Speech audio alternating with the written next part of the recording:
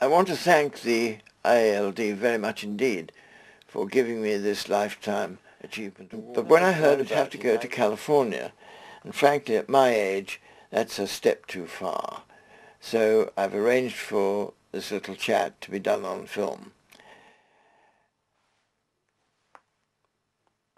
If anybody is interested in my career in some detail, I think they can look at my autobiography, which was published in about 2002, the main events in my life. Since I retired, I've written books about lighting, which have been published by Architectural Press, and these have worked recently. So all I want to do is to pick out a few details which may be of interest.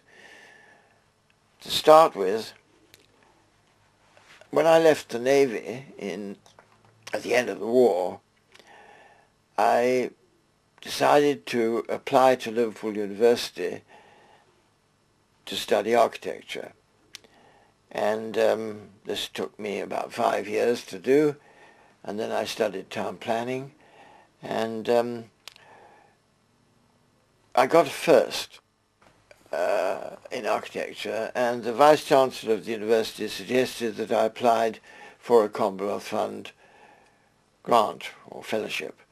And this I did, got it, and when I arrived in America at MIT, I had a chat with Dean Anderson, told him what I wanted to do, which was the lighting of cities by daylight. And he said, "Oh, we know nothing about daylight here. We just pull the blinds down and turn on the electric light." Well, it was at this point I thought I'd better go with the flow, and I started a small research program on artificial lighting, from which it all began.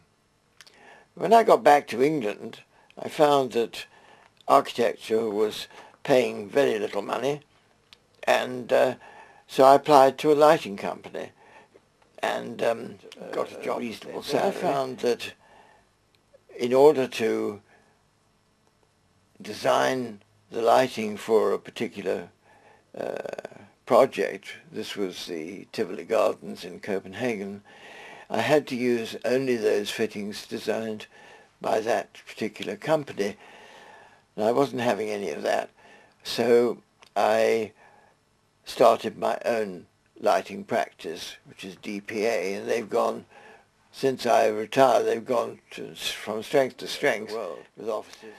I started in lighting in the UK. I joined the IALD and was introduced to Howard Branston.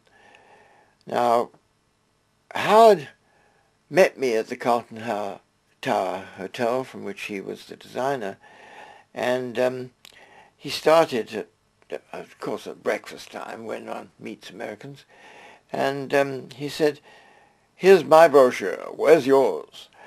And I didn't even know what a brochure was in those days.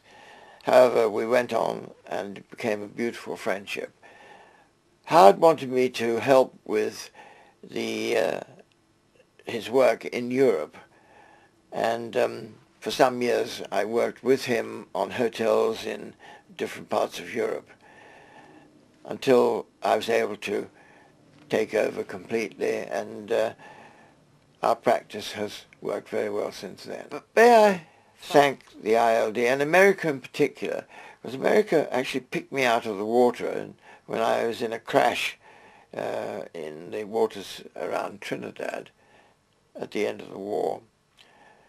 But the IALD particularly, because I think they do a wonderful job on lighting, and I really want to thank you very much indeed for this award. Thank you.